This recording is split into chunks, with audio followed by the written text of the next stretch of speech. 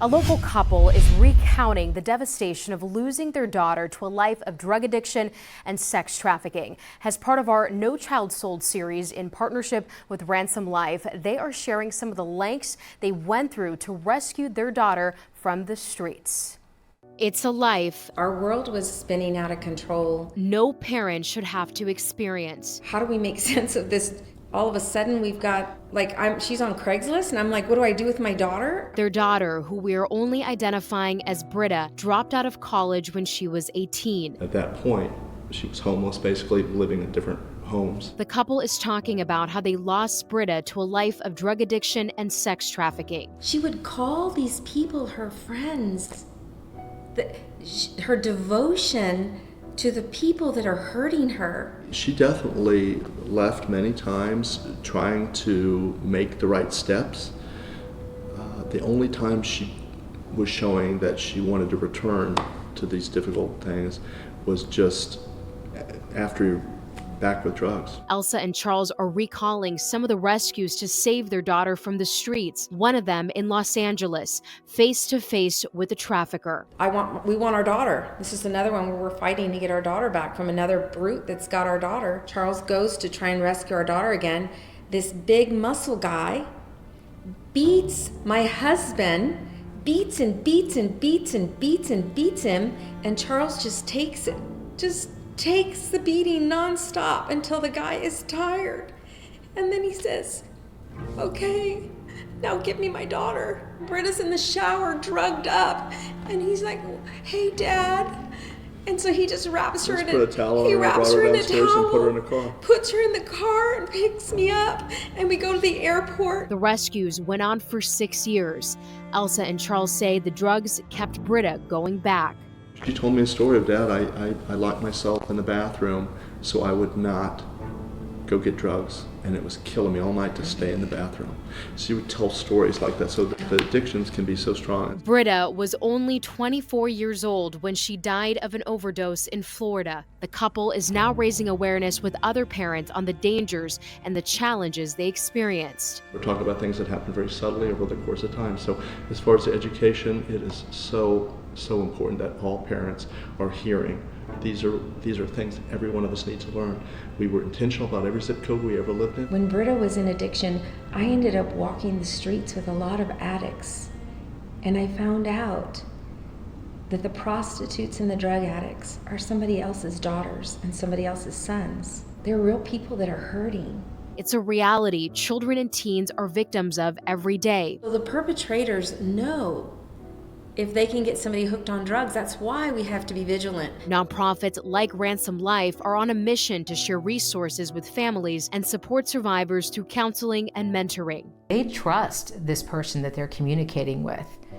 And that's what's really terrifying when you think about it. And that's the reason that almost every kid is at risk of being trafficked. We're hoping that by educating San Antonio and by increasing vigilance, that more crimes will be reported. More potential victims will be saved before it's too late. It's awareness Charles and Elsa want every parent to know about. I did everything I was physically able to do, and I definitely dreamed of a different result. Since the beginning of his administration, President Biden has made it a campaign promise to end the Remain in Mexico immigration policy. Now, I spoke with an immigration attorney here in El Paso, and she tells me that Biden and his administration must act fast before this decision reaches the lower courts. We're hoping that the president actually expedites it and doesn't allow the Fifth Circuit or Texas to have more time to try to mess with this decision so that this decision can be effective immediately.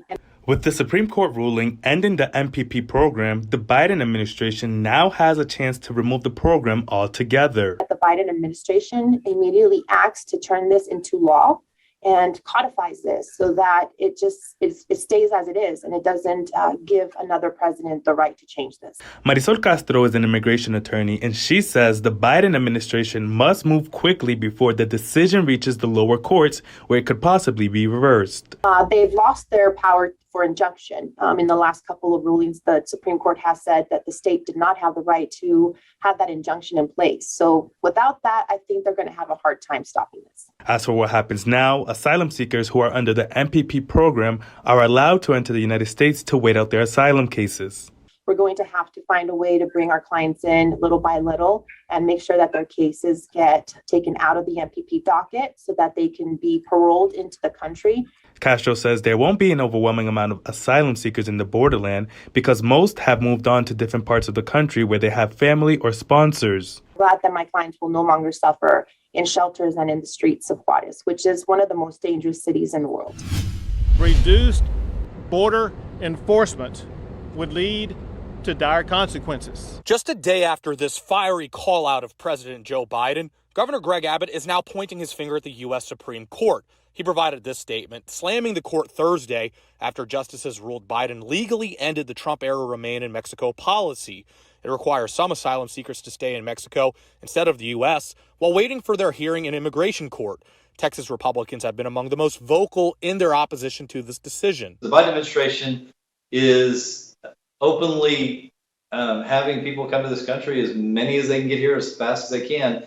And this decision is only going to hurt and make that worse. The language of U.S. immigration law was the focus for concurring justices. Immigration attorney Eric Cedillo says this decision affirms the ability to send migrants to Mexico to wait for their hearing is just an authority the Department of Homeland Security has, not a requirement. The language of it really says may.